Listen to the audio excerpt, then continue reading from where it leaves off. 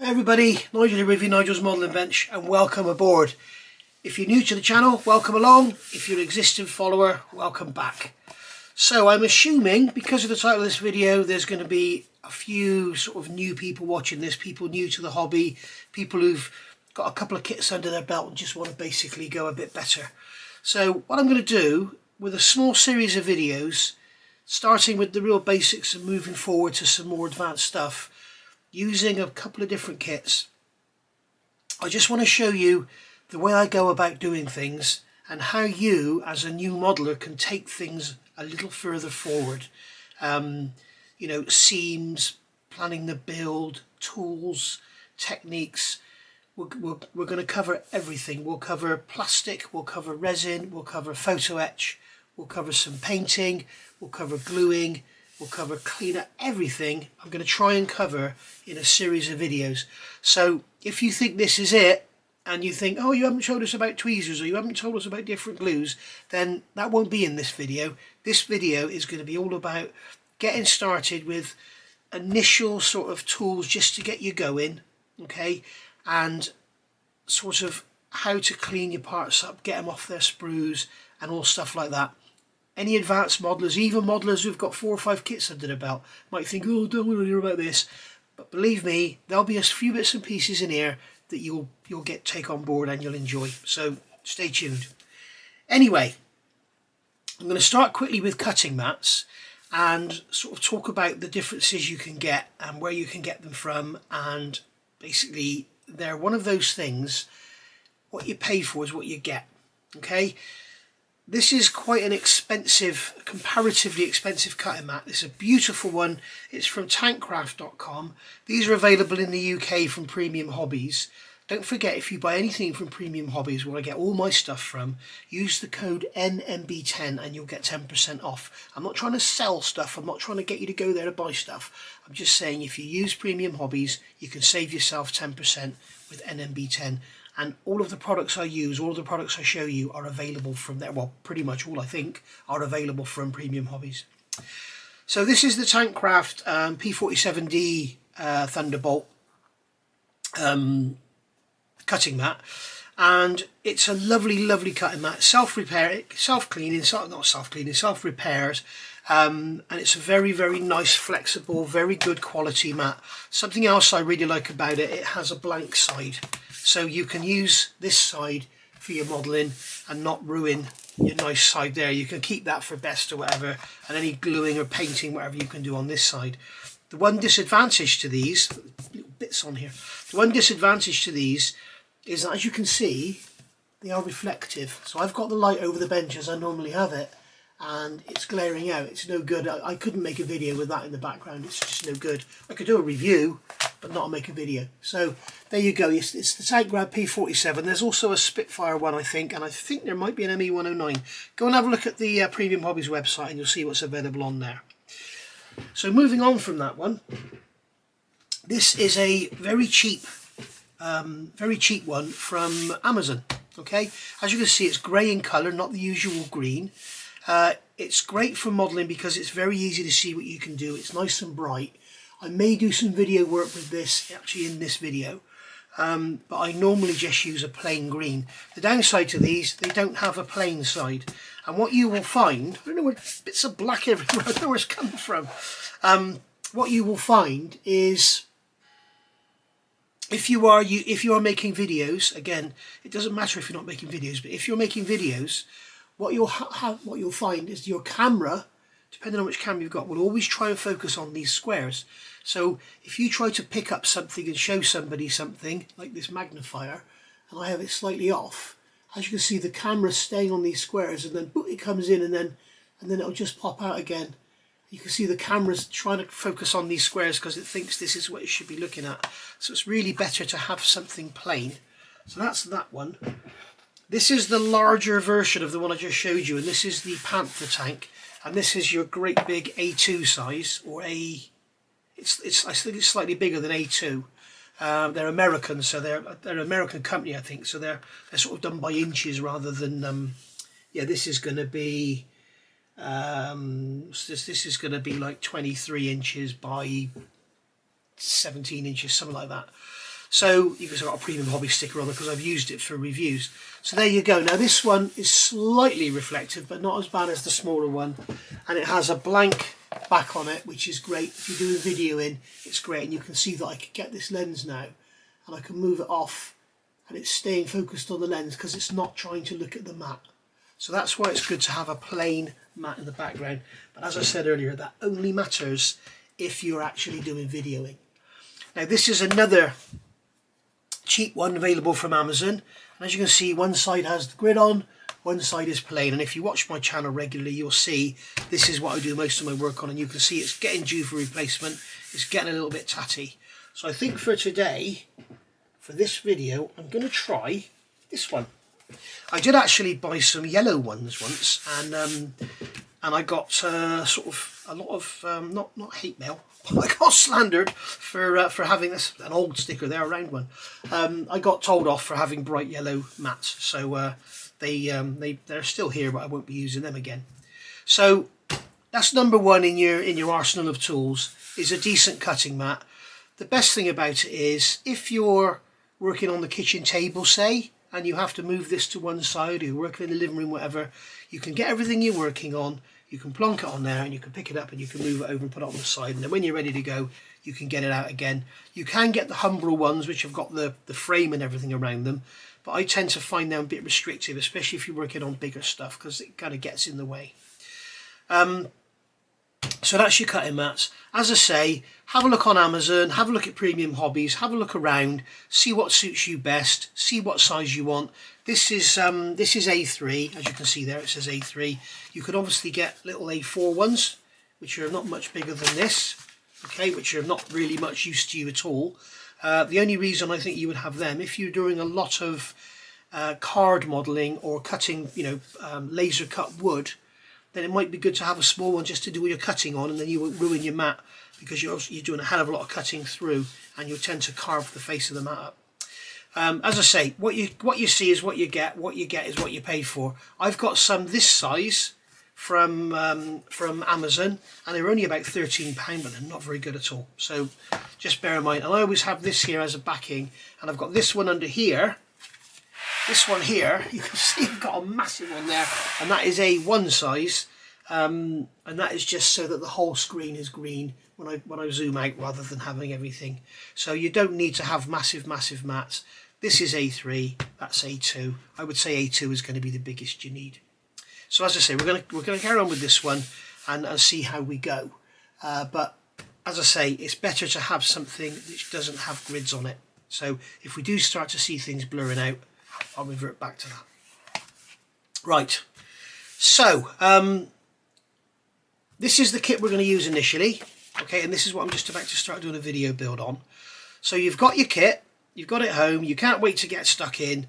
The best thing you can do is sit back and read the instructions. Go through the instructions, have a look and see what you think. This is called your sprue call out, and that's so you can refer back to here if you want to. And also it's good, you can see here we've got this little part here, K79, which is the K sprue. You can go through here, K sprue, K's the one with the big fenders on it, or K's the one with these pipes on it. So you can find it straight away. Likewise, if you want to find the C sprue, C's the one with those big sides of the trailer on it. So it makes it easier to find when you're going through. Various people use different methods. They'll use old toast racks and put their sprues in there, depending on how much room you've got on your bench. Again, I always tend to put my sprues back in the box. Everything then goes away if I'm working on something else or whatever.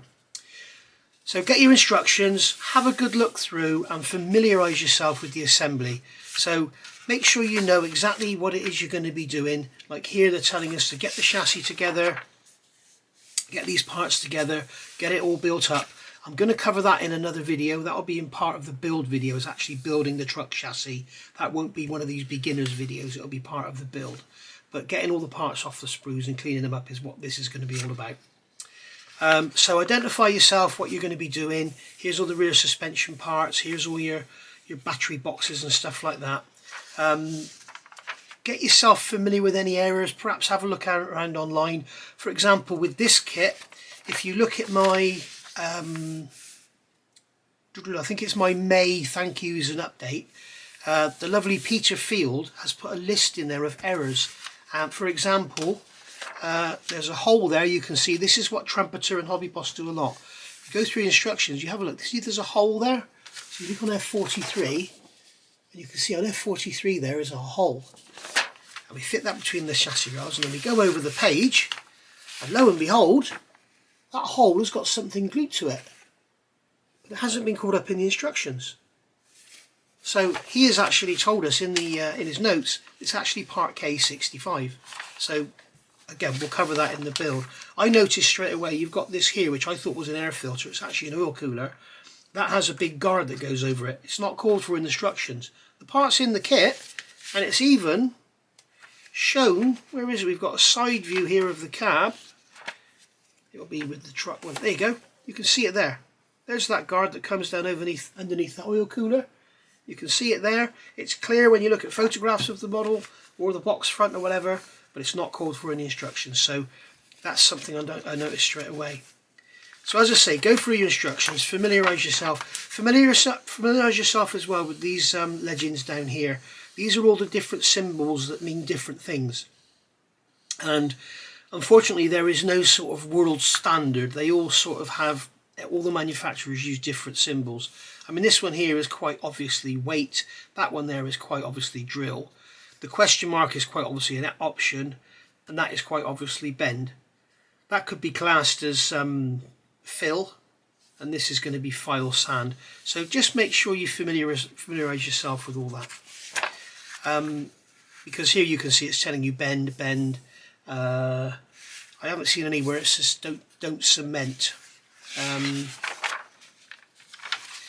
Which they don't tend to do. A lot of these manufacturers, they don't tell you. If you follow me through the build, I'll be showing you how to do this and keep this suspension working, and I'll be showing you how to make the steering positionable as well. So basically you go through, just make sure you familiarise yourself with how it's all going together, and you might think to yourself, I don't want to do it that way, I want to do it this way, or you might want to not add the tyres yet, you might want to put the tyres on last, or something like that. But just have a look through and see how you're going to get on with it. So once you've done that, come to your first stage, your instructions. I always fold them back like that. They generally fall apart after a while, but never mind. So we're going to look at our parts and the parts we need. And what I tend to do generally is get all the parts off that I need for one assembly. Now if there's an issue with which part is which, like here we've got F38, here we've got F42, they look very similar, okay? So that one is going to become that one. Alright, so this is another reason, I didn't notice this, this is another reason for familiarising yourself. So that one, this assembly here, is that one. Is that one there, okay? This assembly here is that one there. So make sure you don't get those mixed up, make sure you get them the right way up and everything. And then these here need to go together, so we'll look at gluing those together first. We also need to look at what sprues we need. So we've got C, D, K, F. So they're darted around all over the place. If you're building an Airfix kit, something Airfix are quite good at. What's going on here with this pencil? It's jammed up. Something Airfix are quite good at is keeping all the parts on one sprue. So like if you look at their 124 Spitfire, all the cockpit parts are on one sprue. Their Hellcat's the same. All the engine parts, one sprue. And that's really, really good. It makes life a lot easier than all this darting around. So identify your sprues. So you can see on the sprues here we have, this one is the D sprue, and you can see up here we have a D. What some people do is get masking tape and put a big tag on there. So if I grab a piece of masking tape, like this, I can wrap that around there. Just like so. Try and do it a bit tidy, Nige. Come on. Wrap that around there just like so. Wrap the end over so you haven't got anything sticky. And then we can get a Sharpie and put on there D. And that makes it a lot more easy to see. The other thing you can do, what I sometimes do, is just go around that D there, like that. Okay, now obviously that could be construed as being an O, but believe me, once you get into the kit, once you've been working on a couple of hours, you'll get used to what's what. I'm going to take that off because I never do that, because they tend to get all stuck up in the bags, and I always put my sprues back in their bags and I suggest you do the same, especially when you've got a multi-part kit like this one. Get off. When you've got a multi-sprue kit like this one, if you don't put the sprues back in the bag and you put them back in the box on top of each other like this, they'll run around and knock on each other. That little shaft there could get caught under there, it could get caught under there. It's just worth putting them back in their bags, and then when you do put them back in the box, you put them away, whatever, or you're sliding them around, you can see there it's not going to get damaged because it's in its bag. So first of all, we'll look at getting the parts off the sprues. So various different ways of doing that, different tools. I always use these Tamiya nippers. Okay, these are Tamiya cutters. I have some new ones here so you can see the part numbers. This is 74123. Okay, these are the fine. I'll show you them in a minute. These are the fine point ones. They're called sharp point side cutters, and these are 74035, and these are sharp pointed side cutters as well. Okay, but these are called slim jaw and these aren't, and I'll show you the difference. These are the standard ones. This is 74035 and this is 74123, and you can see the difference when you look at them like here. When I turn them over, you can see these have a much finer point, so they're much better if we have a little tight spot to get into. It's typical, isn't it? We don't have tiny parts here. If you're doing mini art kits and stuff, which I wouldn't recommend for beginners, there's a lot of tiny little parts that you have to get in, and these are great because you can get in and get the parts out, whereas the bigger chunkier ones obviously often won't get in there. Downside to these, they're obviously thinner, they're ground back further, so they're not as strong, and they will chip a lot easier than these will. Okay, so for general everyday use, I would recommend these. And what you can do when you've got the small slender parts, go in from one side and go back in from the other. It's generally good enough. You can also get these. These are the trumpeter ones. These are fairly reasonably priced, and the difference with these, you can see they're flat on one side. You can see there's no cutting edge there, but this side has a cutting edge. So instead of a sort of like two blades coming together and cutting, you've got one blade which is like chopping. So it's become like a chopping board rather than a sort of, not a scissor action, rather than a, like your hedge cutters. They tend to overlap as well, don't they? Rather than slicing the part off, you're sort of chopping the part off. Many people prefer these. I personally don't. I don't use these a lot because these were bought for me by a kind gentleman, and I'm only using them on one kit to see about their life because I was suspicious about their life. Because they're trumpeter tools tend to be a little iffy, shall we say, but they are very, very reasonably priced. So that's our cutters taken care of. So these are my favourites, the 74035. Well, 74123 is my favourite, but these are the ones I use every day. And then we need to look at knives. So these are what I use. These are Swan Morton scalpels, and this is the number 3 handle. Okay, it's the smaller handle. You can get the number 4 handle. I don't know if I can put my hand straight on it. Hang on a second. Right, there we go. You can see now this is the number 4 handle compared to the number 3. I find it very difficult to pick up for some reason. I bite my nails, which is disgusting, I'm sorry. But you can see the number 4 handle is, it's slightly larger around here, but the difference is the blade. You can see the blade is much larger on the number 4. This is a brand new blade, so you've got to be careful. In fact, these are all brand new blades. That's a number 23, which is for the number 4 handle. This is a 10A, and this is a 10. The reason I use these, they're always very sharp. I've used other manufacturers and found the blades can sometimes be blunt. They're very, very reasonably priced. I'll cover more of that in a minute.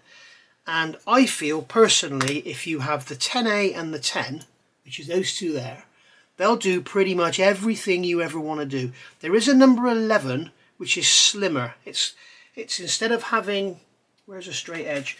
Instead of having that angle there like that, it's kind of cut back more, so it's slimmer, but I find it makes it a lot weaker. So if you're doing a lot of chopping, they tend to snap easier. So they're not really designed for doing heavy work chopping. They're not designed for that. They're designed for doing light work. They're actually designed for surgery. They're scalpels.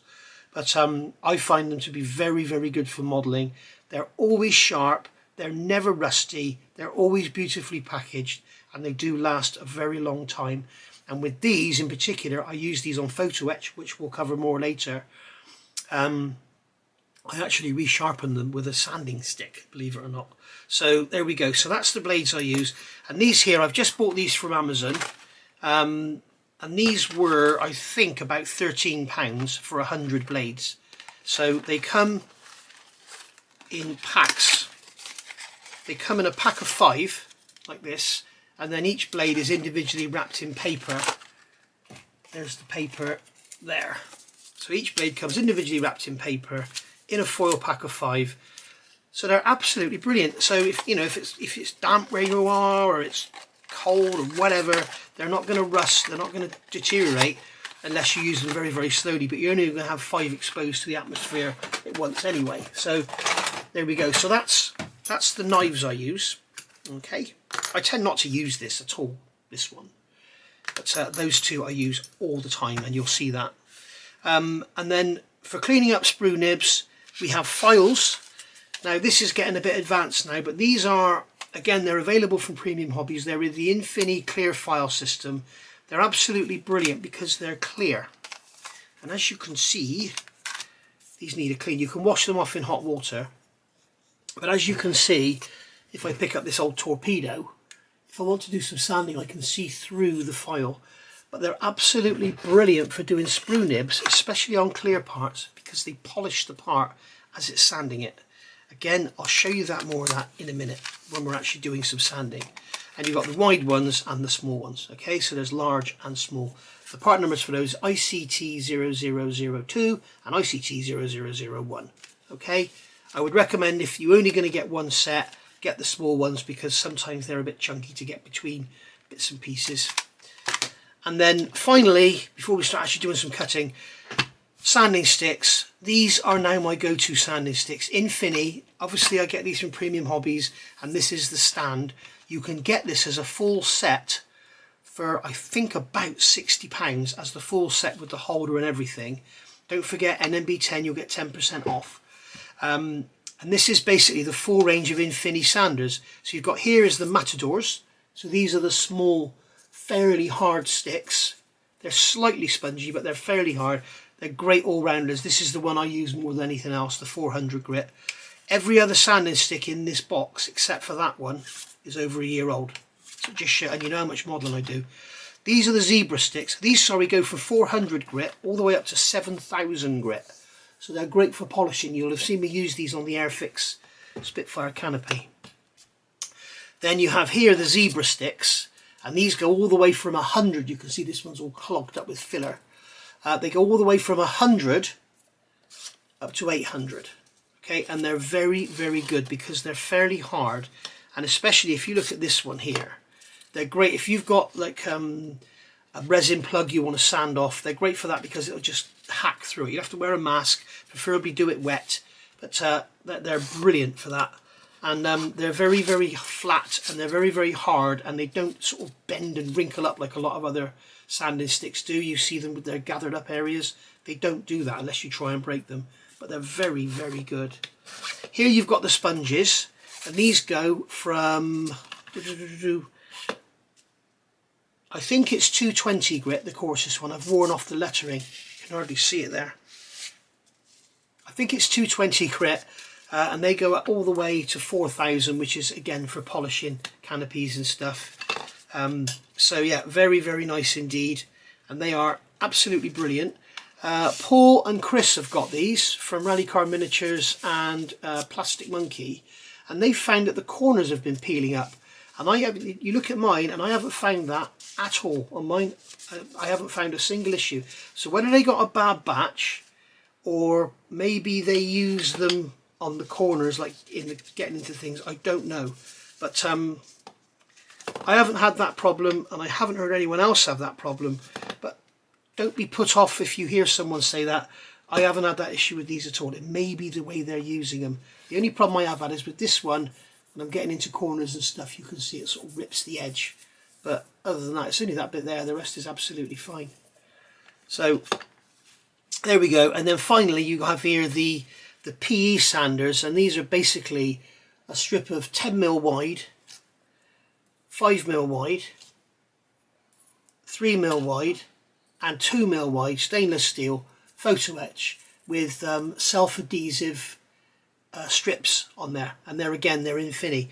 So as I say, you can get this as a full set from Premium Hobbies with the holder and everything, and it's about, I think it's about £60, I can't remember now.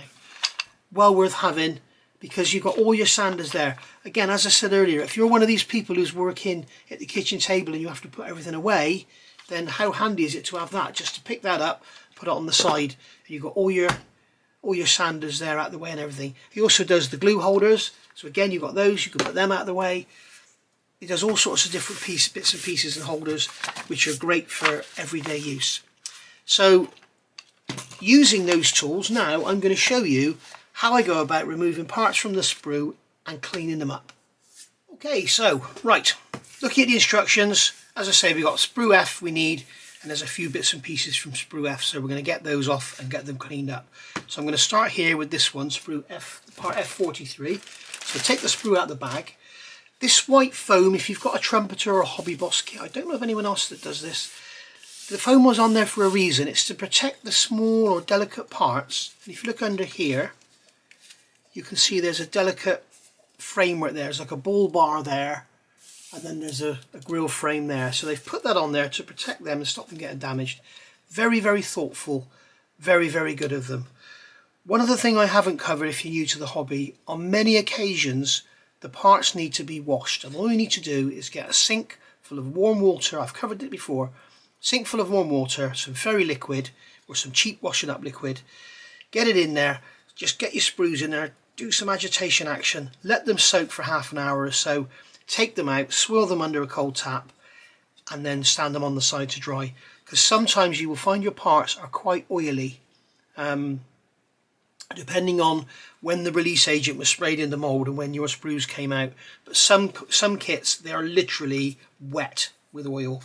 This doesn't look too bad. I think we'll get away with it, so I'm not going to worry about washing these. But generally, it's always best to, rather than doubt, just do it.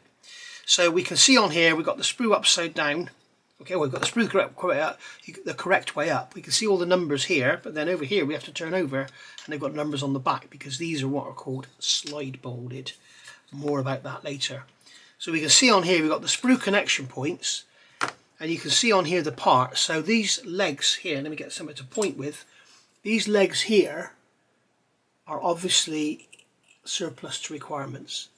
So we can cut that off. We'll stay about 2 or 3 millimeters away from the part, and we'll cut that off there with our cutters, just like so.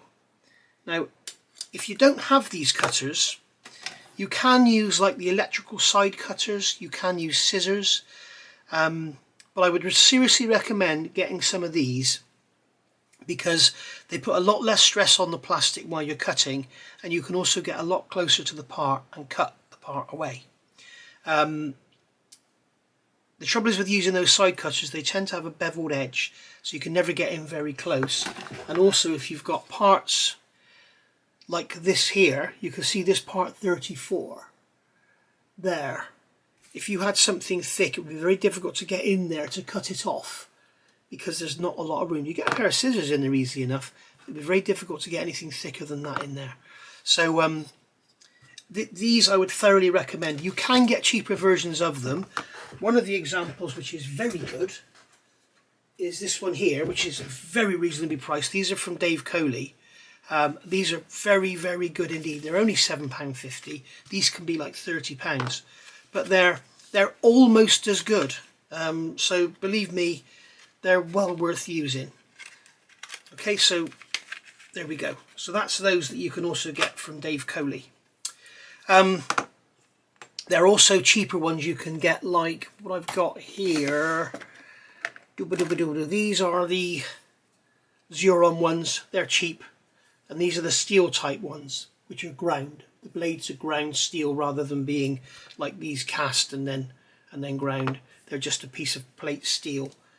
You can get some really cheap ones like these here, which are, you can see they're easily damaged. That's cutting brass. I've almost done that on purpose.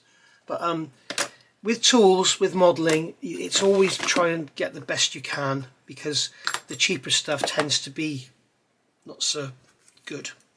So we've got that now like that. So what we can do now is remove some of this extra sprue. I'm not going to go in too close because of the angle. If I cut this right up like that, as I cut it, it's going to twist it because it's flat like that. If I cut it like this, it's going to twist it. Okay, so if I cut it like that, it's going to twist it and it's going to damage the surface. So what I'm going to do is cut it like that, but I'm going to stay about 1 millimetre away from the surface, so I just leave a little bit of the nib on there like that. And I'll do the same on the other side. Just leave that on there like that.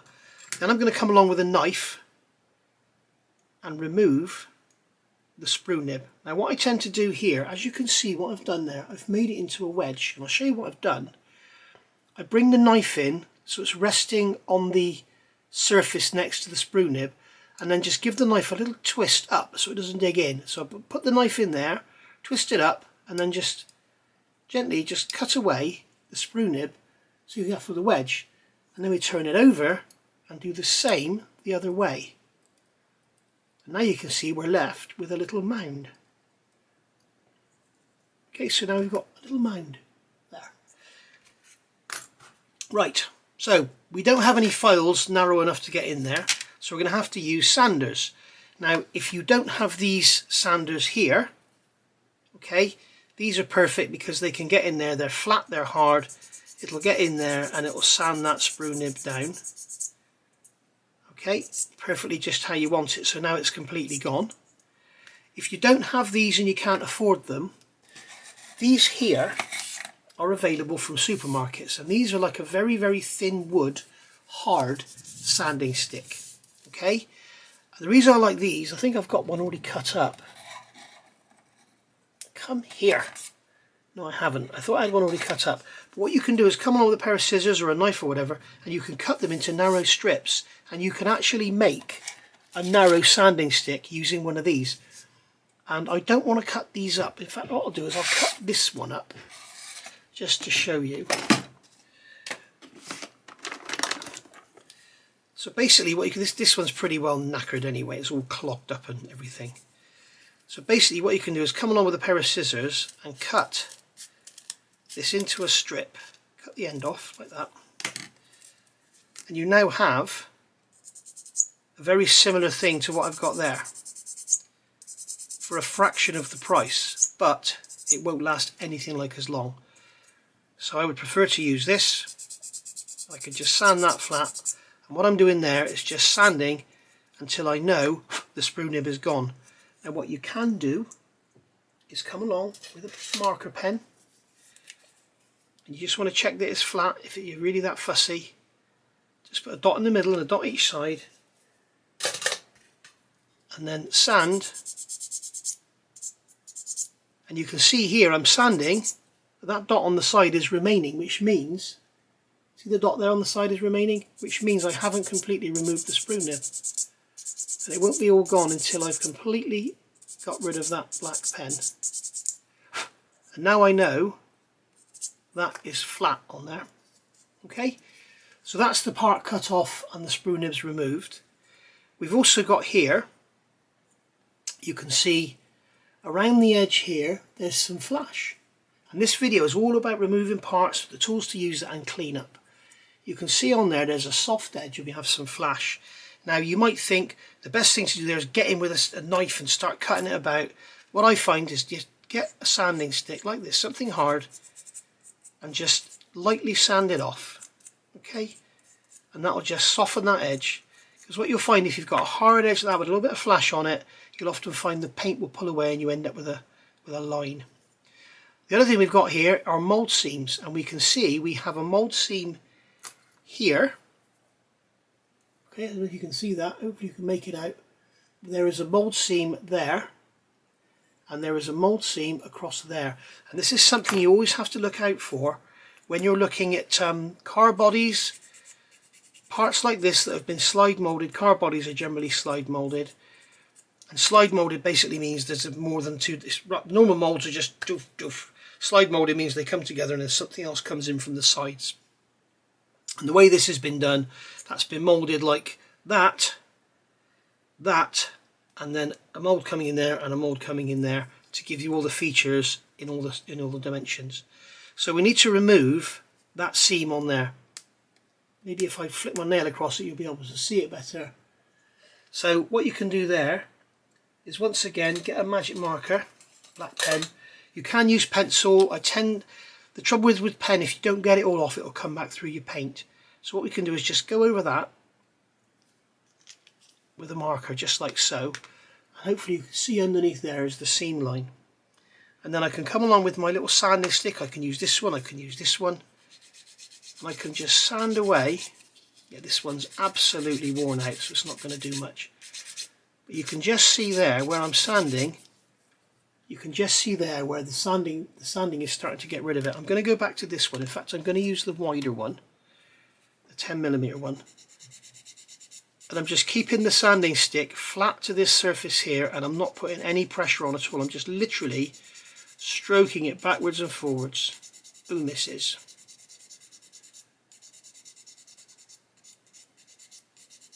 Until all the black pen is gone. And there you are, you can see now all the black pen is gone, and that seam line has been removed. We've also got a bit of a seam on the top there, and a bit on the top there, and a bit on the side there, and a bit on the side there. We also have a seam in there, so you can sand that off. But that is being really fussy.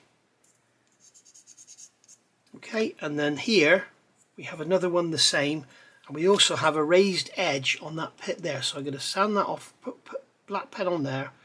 I'm going to put black pen on there. Okay, let that dry for a few seconds. And then literally again, keeping the sander flat on here, what we can do now is use a normal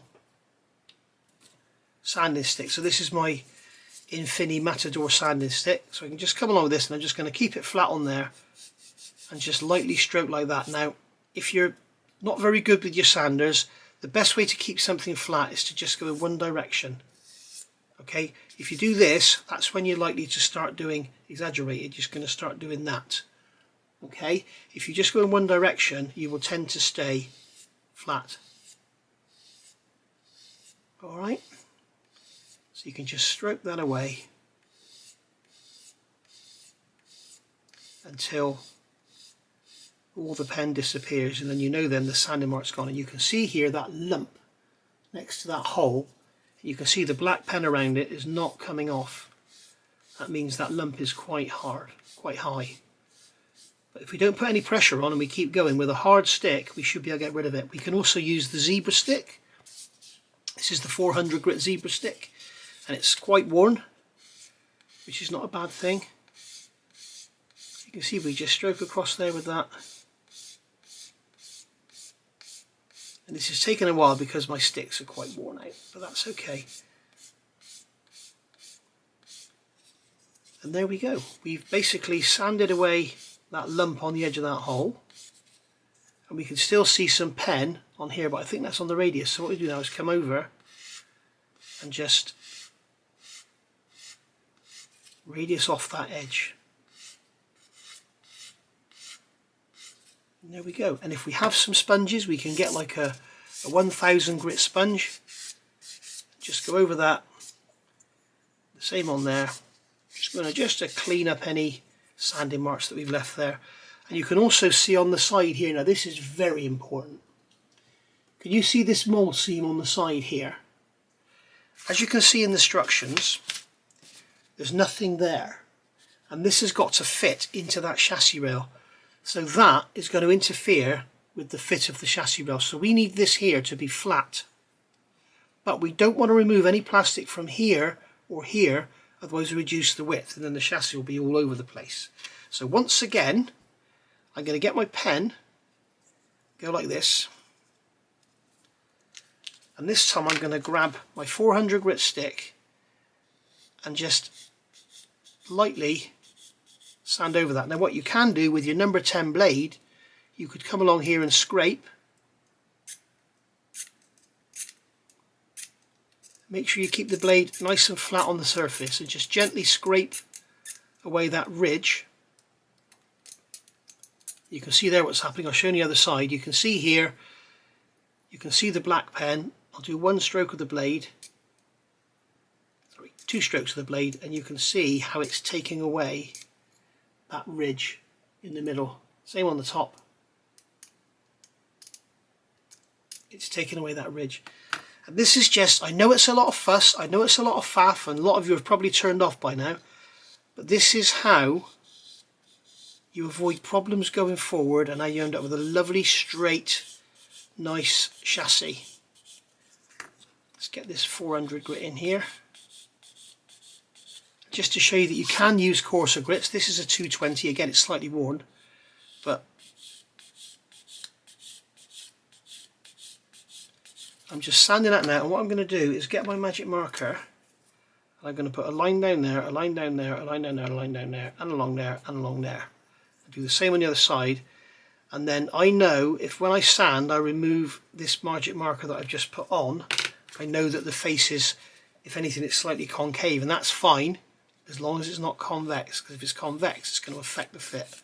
And as you can see there, I'm sanding away and it's removing all that marker from there. So that's cool.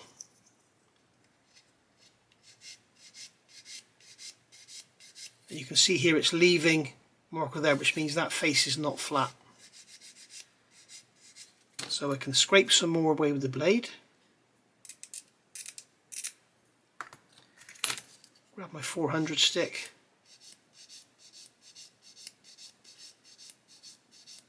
And hopefully you've got the idea. So now we have, I'm just going to go along the edge and just remove any edges, any burrs I've rolled up on the edge.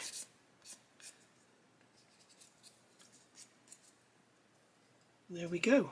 So you can see now we've got a nice flat face. You'll sometimes see me doing this. That's because I'm kind of in control. If you're new to the hobby and you're still picking things up, then I would suggest doing the one direction thing, and then in time you'll learn to do this rather than do that. You know, you'll, instead of doing this, you'll learn to just go straight. So there we are. So that's that all cleaned up. Do the same on the other side and we're away.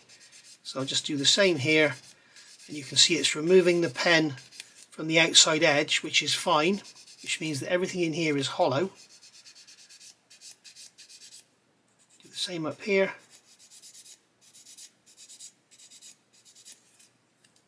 And this is again where I'll show you now, I'd forgotten about these. This is where we can use the clear file system, because we'll be able to see through it. So if we use this to file that down, you can see that you can see through it and you'll know when to stop. So we can see here again, it's the same as the other side, we've got an edge there, so I'm going to scrape that away.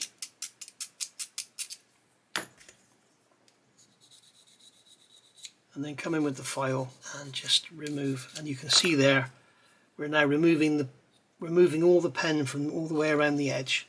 Come back in with the sander, go round, make sure it's all nice and flat, just deburr the edge just like so, and there we go. That's that part cleaned up, ready to go. Now I don't know how long that was probably a good 15 minutes just cleaning up that one part, and sometimes that's what it takes, guys.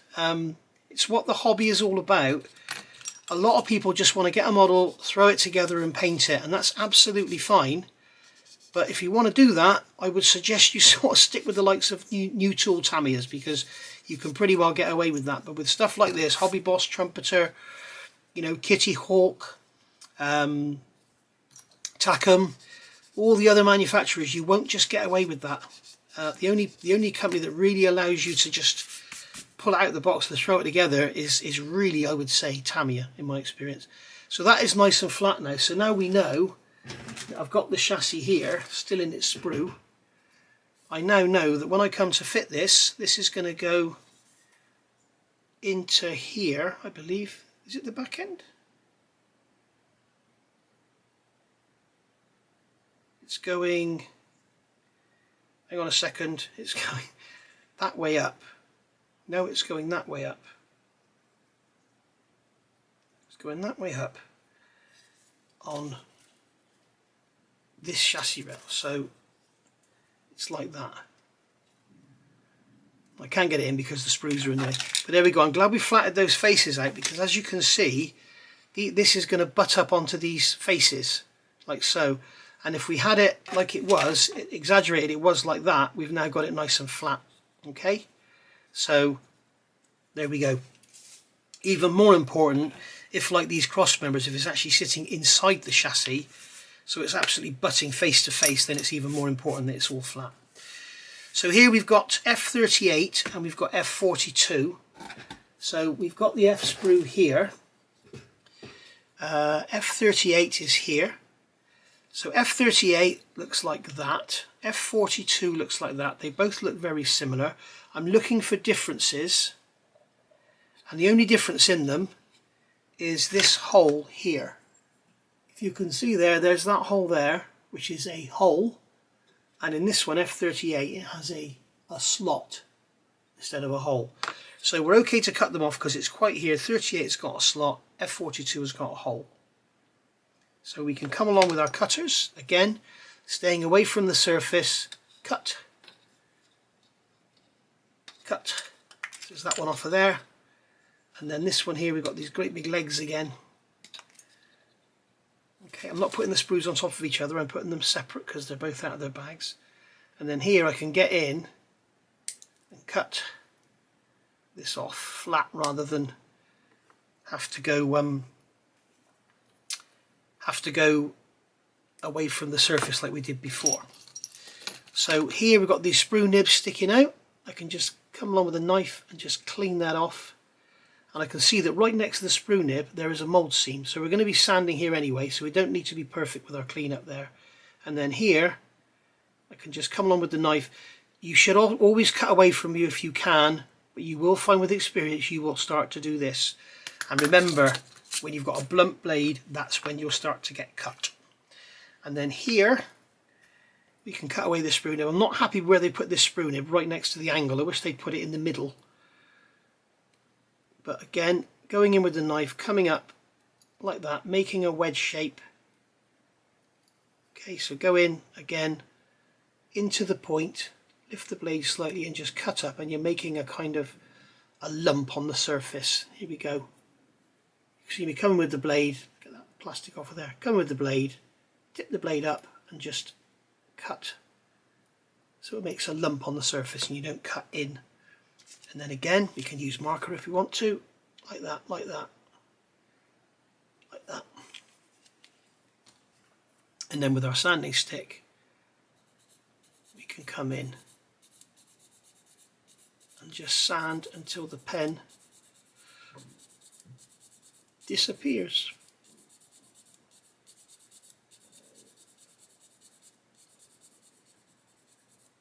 Just like so. Then we can do the same on the other side.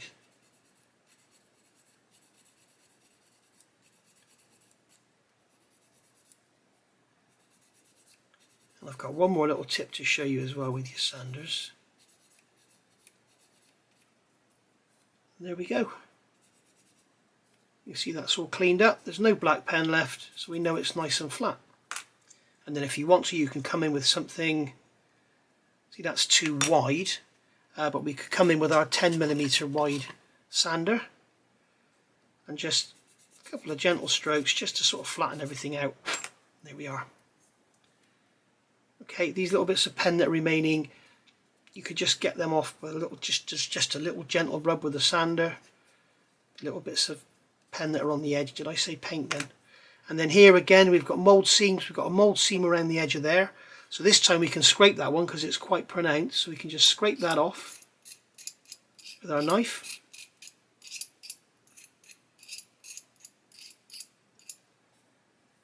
And then for this mould seam here, you don't always need to use the pen. I'm only really doing it so you can see what I'm doing. I wouldn't normally bother.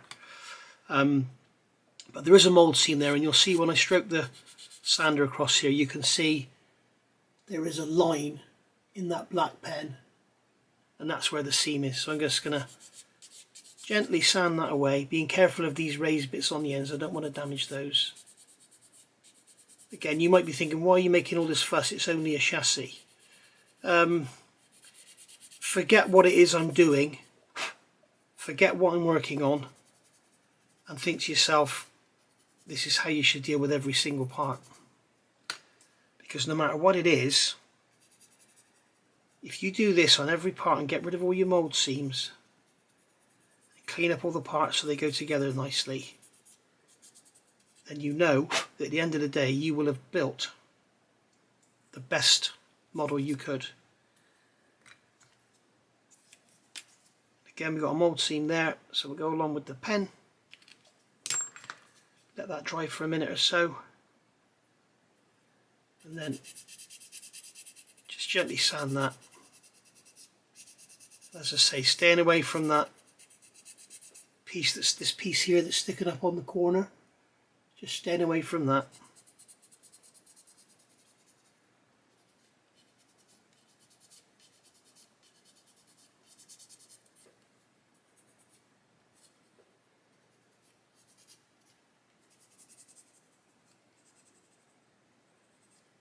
There we go. And then what we can do then with the sanding stick, sanding sponge, just come along on an angle. I'm making sure I don't catch these corners because they'll snap off or ruin my sander. So what I'm doing, you can see how I've got the sanding stick. It's on an angle, just coming across, and then do the same on the other side, on an angle, just coming across. And that will just basically smooth all that out. Alright. So there we go. Now in the back of here we've got ejector pin marks. That's a whole nother story. So I'm going to go on and get this one done exactly the same. Again, we've got mould seams here. We've got a sprue nib on the end there. So again, we can come on with our marker pen. We can get a 400 grit stick and just sand over until the marker pen disappears, and then we know we've got rid of the sprue nib. Come in with something smaller. And then just finish off. There we go. So again, we've got the sprue nibs, the seam lines on there, we've got the seam lines on there, and then we've got a seam line on there as well, which again will affect our chassis, how it goes together. So again, we can come along and just sand that until that seam line disappears.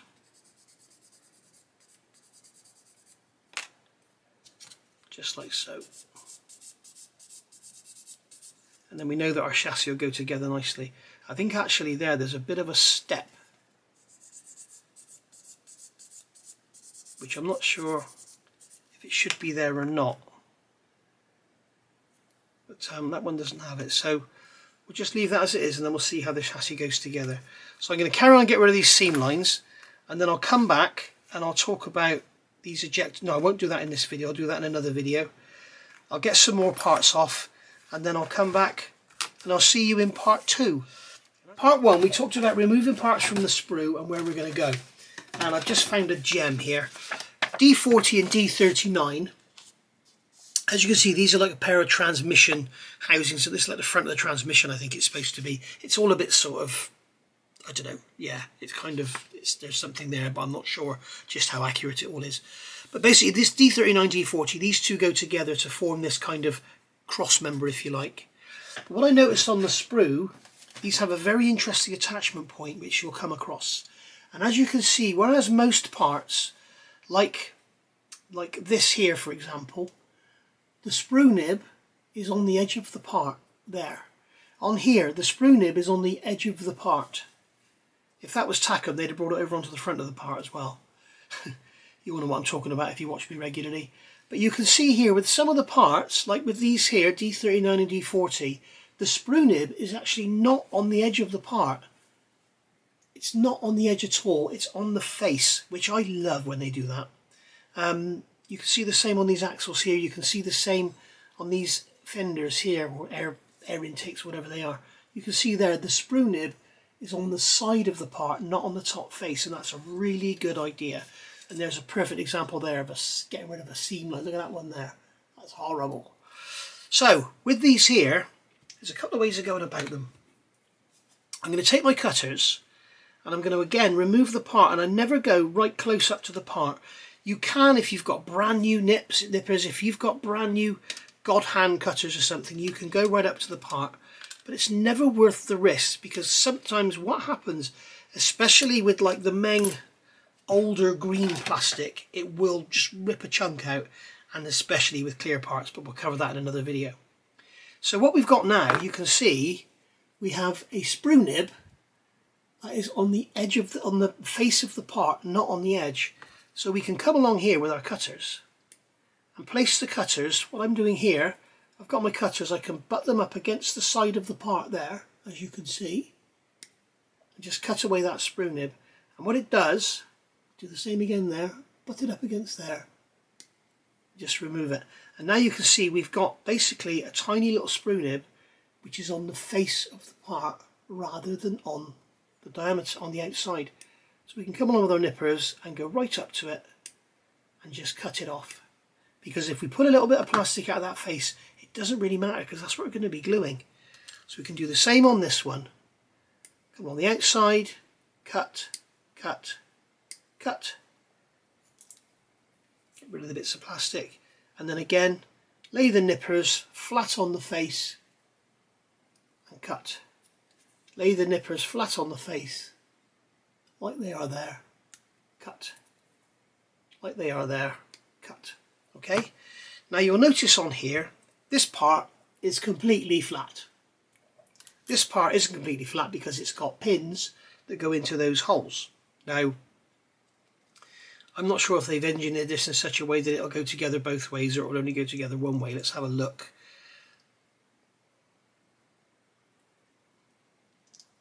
It'll go together either way by the look of it. Right, okay, so what we can see when we put it together, we've got a bit of a step there and we've got a bit of a step there. So you can see, if I put it together this way, we've got a step here and we've got a step here. So the parts are actually being pulled off. So I can try them round the other way,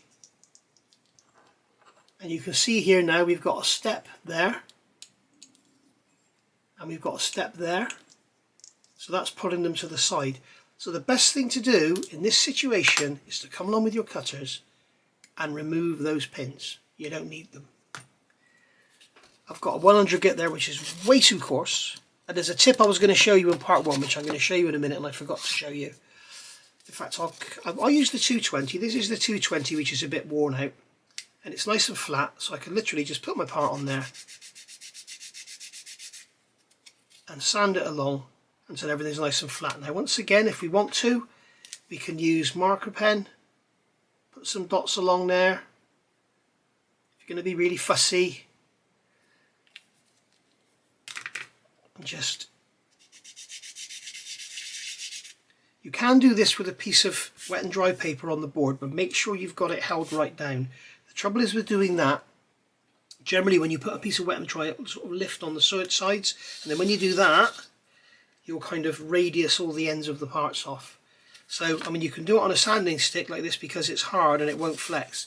If the part's too small and you can't hold it, you can grab a lump of white tack or blue tack, push it onto the part like that. You've got something to hold it with now. So there we go. So that's, we know that's nice and flat. We could do the same on here. Dot, dot, dot, dot, dot, dot, dot, dot, dot, dot, dot, dot, dot, dot, dot, dot, dot, around the part like that. Place it down. Push the blue tack onto the back of it.